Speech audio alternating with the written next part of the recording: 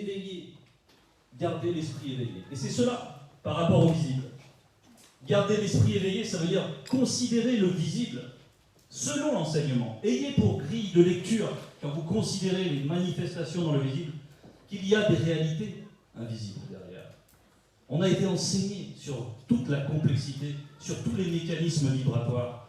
Et quand quelque chose se présente dans le visible, quand nous sommes au cœur d'une épreuve, nous devons se demander, mais qu'est-ce qui est en train de se produire en fait? Qu'est-ce que je suis à quoi j'assiste? Je suis spectateur de quoi? J'ai des sentiments étranges, je ressens de la frustration, de la peine. Mais derrière ça, il y a des réalités spirituelles. Et pour bien s'en rendre compte, au moment où ça arrive, il faut être éveillé, comme indiqué dans le verset. Garder l'esprit éveillé, ça veut dire d'être lucide. On peut aller dans la page juste après. C'est le verset 101. Soyez bien éveillés, lucides. Lucide. Lucide, c'est donc voir selon la vérité ce qui est en train de se passer. Donc, ça implique l'éveil, un état de conscience connecté. On revient toujours à ça, la connexion. C'est-à-dire que, quoi qu'il advienne, quoi que je traverse dans le visible, j'ai conscience que le Verbe m'accompagne. J'ai conscience que le Verbe est là. Et là, je suis éveillé. Là, je considère les choses comme elles le sont réellement, c'est-à-dire spirituellement. Sauf que nous n'avons pas la vue spirituelle. Mais nous avons l'enseignement. L'enseignement nous éclaire. À travers l'enseignement, nous voyons. Bon. Et la suite du verset 101, c'est « Car votre ennemi Satan, le monima bobet, mauvais esprit, rôde comme un lion rugissant, cherchant quelqu'un à dévorer. » Dans le message qu'a donné le frère Titimidé, il a parlé d'un campement. Et effectivement, quand on campe, on fait un feu. On fait un feu. La nuit, on fait un feu. Et les prédateurs n'osent pas approcher le feu. Le feu les éloigne. Et quand le feu est bien vif, on ne nous approche pas. Les prédateurs n'osent pas approcher. Et ça représente l'éveil. Ça représente l'éveil de l'esprit. Donc, rester éveillé, c'est ne pas être perméable aux attaques. C'est donc alimenter cette conscience. Et alimenter cette conscience, nous le savons, c'est être réceptif par rapport à la semence, c'est être réceptif dans la méditation, réceptif durant les messages, et de se nourrir. Voilà. Bon, on nous parle des dons, mais on nous parle avant tout de tout cela, en fait. On nous parle avant tout de préalable, de comment on doit être disposé. Avant d'exercer des dons, il faut être disposé, il faut déjà recevoir le don. Mais ça, on va y aller. Parce que le don principal, c'est la grâce. La grâce manifestée à travers le verbe de tété.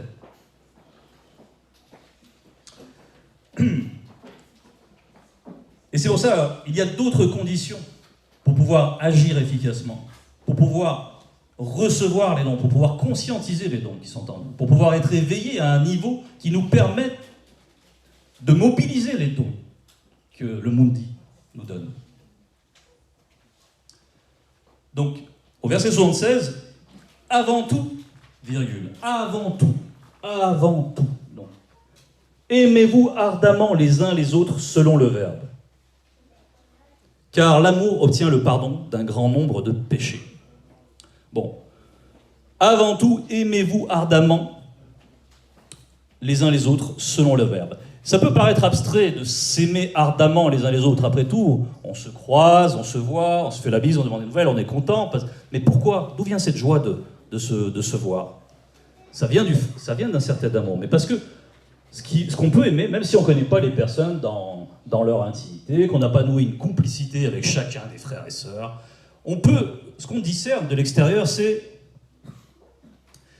comment ils aiment le verbe. Comment ils manifestent l'amour du verbe. On en perçoit l'éclat parfois, et c'est cela aimer spirituellement. C'est-à-dire qu'on se réjouit à travers l'amour du verbe que manifeste notre prochain, qui est notre frère, notre sœur. Donc, peu importe si on n'a pas tissé des liens avec tout le monde dans la bergerie, on est tout de même capable d'aimer ce que dégage un frère, une sœur, lorsqu'il va témoigner, lorsqu'il va chanter, lorsqu'il va manifester quelque chose qui relève déjà d'un certain don. Parce que si on ouvre la bouche avec sagesse, c'est déjà un don. Et pour mieux parler de cet aspect, on va l'illustrer avec Essombe 23, verset 1, Essombe 23, verset 1, à la page 747.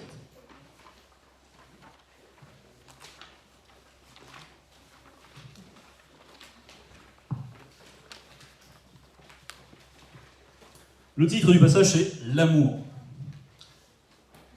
En effet, virgule, supposons que je parle toutes les langues d'hommes actuels et même l'unique langue des entités. Si je n'ai pas l'amour selon le verbe, je ne suis rien de plus qu'une trompette qui fait du bruit, une cymbale bruyante. Bon, là, il y a donc un don qui est mis en exergue parmi d'autres. C'est celui de connaître toutes les langues actuelles. Voilà, c'est le don des langues. Bon, avoir cela, si on n'a pas cette base-là, si on n'a pas l'amour,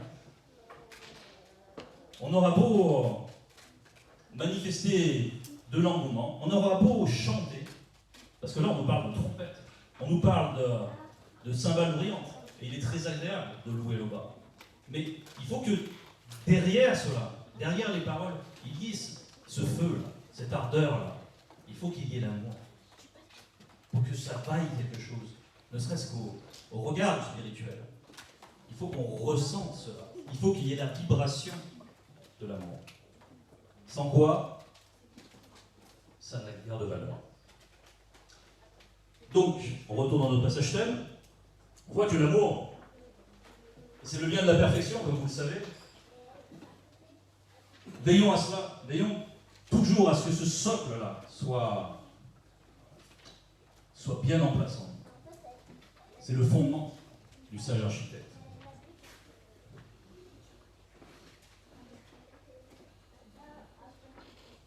Et ensuite, on nous parle dans la verset, car l'amour obtient le pardon d'un grand nombre de péchés. Et le pardon, on en a tous eu besoin. On a tous eu besoin de la manifestation de la grâce pour pouvoir s'extirper du péché, même si on n'est peut-être pas pleinement réalisé, mais on l'a fait déjà en bonne partie, je l'espère pour chacun d'entre nous. On a fait un choix dans cette opportunité qui nous a été donnée, qui s'appelle la grâce manifestée. Et c'est un don. Et c'est un don. Donc nous-mêmes, si nous vivons l'amour, si on a un différend avec un frère à un moment, mettons tout en œuvre pour aller au-delà. Nous-mêmes, on a eu besoin d'être pardonnés. Mettons tout en œuvre pour être capable de pardonner à notre retour. Si on a un différend, si on a une rancune, si on a quelque chose, on va dans la prière. Si on a l'impression qu'on ne peut pas surmonter ce sentiment, on va dans la prière, on demande à l'Oba, on demande à tête, aide-moi. Aide-moi, j'ai besoin d'aller au-delà. Ça, c'est du poison, ça m'empêche d'évoluer spirituellement. Moi, ce que je veux, c'est connaître le bonheur dont Mouledi va parler tout à l'heure.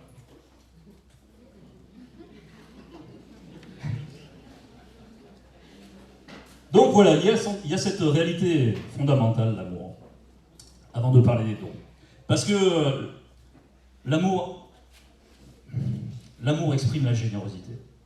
L'amour et le don, c'est profondément lié. Et un don fait sans amour n'a donc aucune valeur. C'est ce qu'on a vu dans les sondes. Aucune valeur. Spirituellement, ça sert à rien.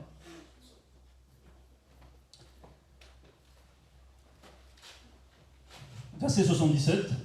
Soyez hospitaliers les uns à l'égard des autres, selon le verbe, sans mauvaise humeur. Alors, l'hospitalité, c'est quelque chose qui est très profond, qui regroupe beaucoup de notions. Dans l'hospitalité, on va mettre en œuvre beaucoup de choses dans cette relation de l'hospitalité. On va mettre en œuvre le respect. C'est la première chose qu'on va manifester. Parce que dès qu'il y a une relation, il y a l'esprit, l'âme, le corps de chacun des êtres ici présents qui rentrent en relation. Et elles sont articulées du point de vue de l'esprit par le respect, du dialogue, et de cela peut naître la complicité avec certains frères et sœurs. Donc, l'hospitalité, c'est l'amour en acte. C'est une forme d'amour en acte. On va prendre un verset pour en parler davantage.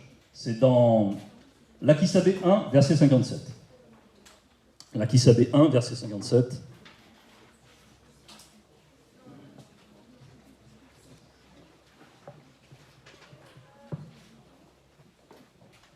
Page 800, qui nous dit, avec beaucoup d'amour, « Petits enfants, n'aimons pas seulement en parole, avec de beaux discours, mais en action et avec vérité. » En action et avec vérité. Et on lira la suite du verset un peu plus tard. Le deuxième verset, enfin celui qui suit, 58, un peu plus tard. Donc, on nous demande ici, outre ces sentiments doivent s'exprimer à l'extérieur. On nous demande d'agir selon l'amour, et agir selon l'amour, il y a le don. Recevoir quelqu'un, celui qui reçoit quelqu'un, donne à cette personne, lui exprime quelque chose. Il faut qu'il y ait une réceptivité de deux côtés. C'est très important. Sinon, il n'y a pas de partage. Sinon, on ne fait que se croiser. On passe à côté de l'essentiel. Ok, on retourne dans notre passage thème et on reviendra donc un peu plus tard, pour conclure, dans le verset 58 de Lakisabé. Donc, toujours dans le même verset, on nous a dit sans mauvaise humeur. Sans mauvaise humeur, c'est important. C'est ce dont je parlais tout à l'heure. Quand on a des mauvaises influences, on ressent qu'on n'est pas bien, qu'on cultive des sentiments étranges, la tristesse, bon. Cela témoigne du fait qu'on n'est pas dans un état de veille. Cela témoigne avant tout de cela. Donc, sans mauvaise humeur, il n'y a pas de mauvaise humeur dans le verbe. Il n'y a pas de mauvaise humeur. Si on n'est pas disposé, si on est fatigué, bah, tout simplement, on diffère le moment de cet accueil, si possible. Et sinon, on retourne dans la prière. Si on ressent ces choses-là, on va dans la prière. On expose cela. C'est ce qui est dit, on va aller brièvement, d'aller 100, la page suivante. Déchargez-vous de tous vos soucis dans la prière, à l'oba selon le verbe, car son verbe prend soin de vous. Donc c'est cela. Il faut refuser ces perturbations, sinon la connexion empathique. Nous sommes momentanément, il y a une brouille, on a parlé de ça, le frère Stimby a pris l'image d'Internet, on ne reçoit plus les données, on n'est plus alimenté correctement. Et ça bug. Et ça bug, et si on laisse ces bugs perdurer, on va prolonger l'image, le PC peut planter. Voilà. C'est-à-dire qu'on peut ouvrir des portes, on ne sait pas jusqu'où elles peuvent mener. Donc voilà, la veille c'est ça, veiller c'est ça, c'est ne pas laisser passer ces choses, ne pas les considérer comme bénignes. Non, il faut voir les choses spirituellement, selon l'enseignement. Ok, il y a une anecdote aussi, un témoignage qui a beaucoup servi à cela. Quand je parlais de l'amour en acte, c'est-à-dire l'hospitalité, il se joue beaucoup de choses, comme je l'ai dit, et il y a une sœur que tout le monde connaît bien, qui a témoigné de comment elle avait bénéficié à l'époque, quand le Mouledi ne s'était pas pleinement révélé à nous, mais qui avait commencé à saigner, comment le Mouledi avait accueilli cette sœur, et comment cet accueil a été un témoignage pour la sœur. Parce que la sœur a vu une concordance entre les paroles et les actes, entre l'enseignement et l'agir.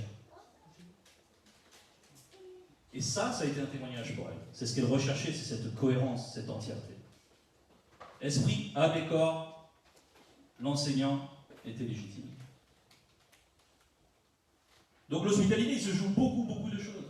C'est un témoignage, c'est à travers notre comportement que nous sommes souvent édifiants pour les autres. Plus que par nos paroles, parfois. Parce que le comportement, c'est un langage aussi. Donc voilà l'importance de l'hospitalité. Verset 78, que chacun de vous utilise pour le bien des autres le don particulier qu'il a reçu du verbe de l'Oba en tant que Mouldi. Que chacun de vous utilise pour le bien des autres le don particulier qu'il a reçu. Donc pour le bien des autres, on est dans l'amour. On est aussi dans le désintéressement. Et ça, c'est très important. Parce que Joby Savée dit que ceux qui veulent le suivre, il faut qu'ils soient désintéressés, profondément intéressés par l'œuvre, et désintéressés quant à leur personne, quant à un éventuel bénéfice de gloire, de reconnaissance, de pouvoir briller avec de la connaissance. Ça, c'est le piège. Beaucoup tombent dans ce piège, même ceux que l'on croyait déjà avancés. Donc prenons garde par rapport à cet aspect-là. Il faut d'abord cette disposition, il faut vouloir donner de soi. Il faut vouloir donner de soi aux autres. On prendra un exemple tout à l'heure pour bien illustrer cette attitude à travers un patriarche. Et le verset 119 nous dit « Vous serez ainsi de bons administrateurs des multiples dons divins. » Des multiples dons divins. Il y a effectivement une multiplicité de dons. Maintenant, on parle d'être des bons administrateurs. Vous serez ainsi, c'est-à-dire ainsi disposés. Ainsi disposés. C'est-à-dire que si on n'a pas ce fondamental, là, on est, comme on le disait tout à l'heure, on n'est pas connecté, on ne pourra pas accéder aux dons qui résident dans nos esprits. Que le mot dit donne comme il le veut. Donc, vous serez ainsi de bons administrateurs. On va revenir sur la notion d'administrateur pour comprendre qu'un administrateur, c'est un utilisateur d'une chose dont il est le dépositaire. Donc déjà, lui-même a bénéficié d'un don. Et ensuite, avec ce don, il va valoriser. Un administrateur, il reçoit une charge. Cette charge, je ne sais pas si on prend par exemple un ministre, il ne possède pas tous les transports. Le ministre des Transports ne possède pas en propre tous les transports. Non. Mais il a la charge de bien les faire fonctionner. Donc il faut être tourné vers l'utilité commune, vers la fonction, pas vers la responsabilité pour la responsabilité, non. À travers notre désir de servir, il faut le désintéressement, il faut viser l'utilité commune.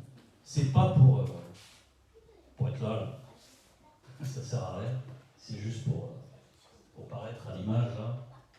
Waouh! Non, c'est moi.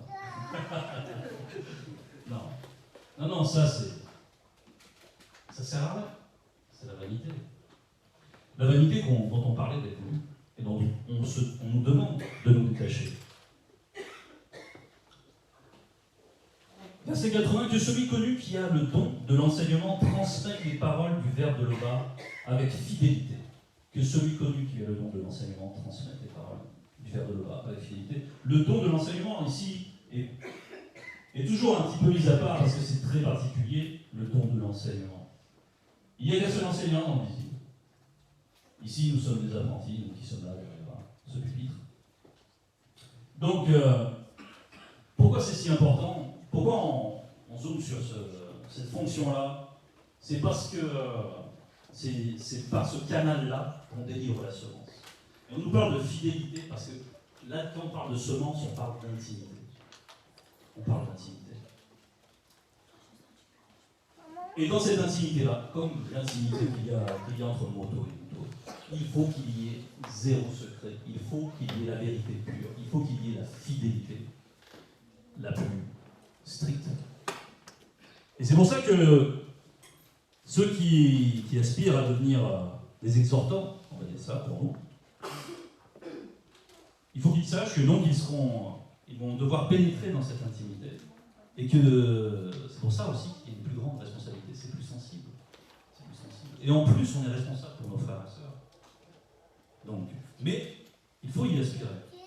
Moi, je vous encourage, demandez et l'on vous donnera. C'est le principe. Mais sachez qu'il faut être ainsi disposé. Voilà, pour ceux qui veulent venir à leur tour exhorter. Et c'est le Verbe qui fera ce choix. Mais si vous avez les bonnes dispositions, les bons objectifs, la bonne vision, la bonne fréquence. Si vous avez mis en application l'enseignement avec soin, nous sommes.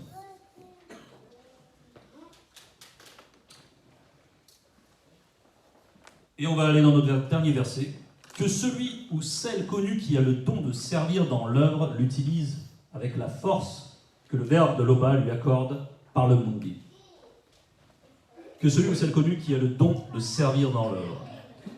Alors on nous parle de plusieurs choses, d'être connu, on nous parle de la force. Et je vais d'abord parler de la force à travers un patriarche, on va aller dans Mukaï-Seli. Mukaï-Seli 11, versets 7 et 8, et 11, que je vais lire, page 149.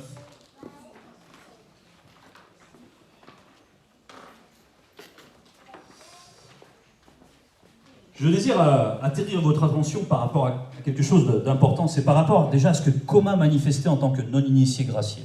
Au verset 7, lorsqu'il défendait une cause, Coma n'hésitait pas à donner de sa personne. À donner de sa personne. C'est très important. Si vous aspirez à des dons, apprenez à donner, véritablement. Il n'hésitait pas à s'impliquer. Quand il vit en communauté, il n'hésite pas à s'impliquer. Je répète, c'est très important. Donc dans les petites choses, il était très impliqué. Il n'était pas influençable, ce qui fut un véritable atout dans le combat spirituel. Je vais passer sur cet aspect. Grâce à sa détermination et à son amour pour le Verbe de Loba, il résistait au péché. En amour, Coma savait se montrer généreux et gentil. Généreux et gentil.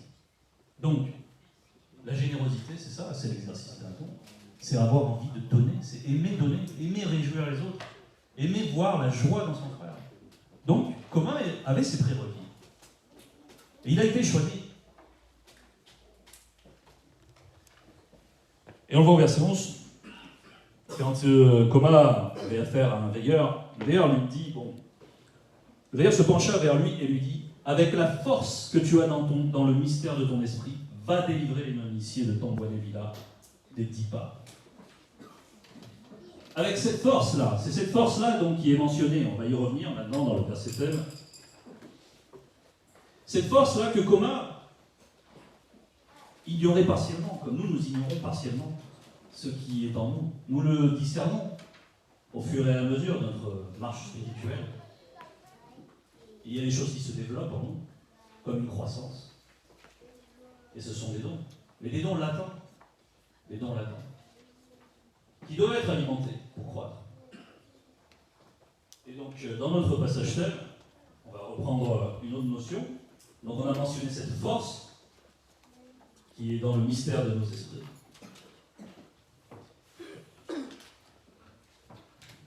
Et on va reprendre le verset. Donc, que celui ou celle connu qui a le don de servir dans l'œuvre l'utilise avec la force que le Verbe de Loba lui accorde par le mundi. Par le mundi. Ok. Il y a l'utilité à l'œuvre, mais ça on l'a déjà mentionné. Donc, ça c'est un aspect important. Ça devrait tourner vers cela. Et puis, il y a connu ou pas connu.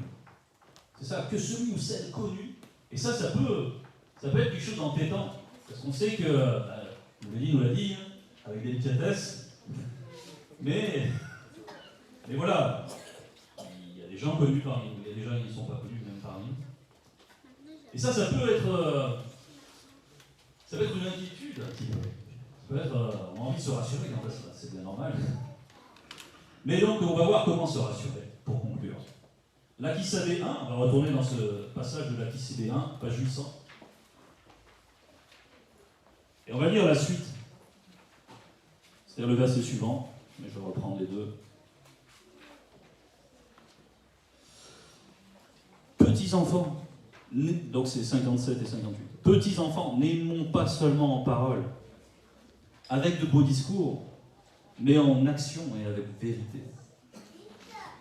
Verset 58, par là, virgule, par là, c'est à travers cela, c'est en parcourant ce chemin-là, par là, nous connaîtrons que nous sommes de la vérité et nous rassurons nos cœurs entêtés. Donc, être connu, ne pas être connu, avoir les dons, manifester les dons, tout ça dépend de quoi? De la bonne mise en application, des bonnes dispositions, de vivre vraiment. Apprenons déjà à donner dans les petites choses, si on veut goûter les grandes. C'était le message, s'il y a des questions.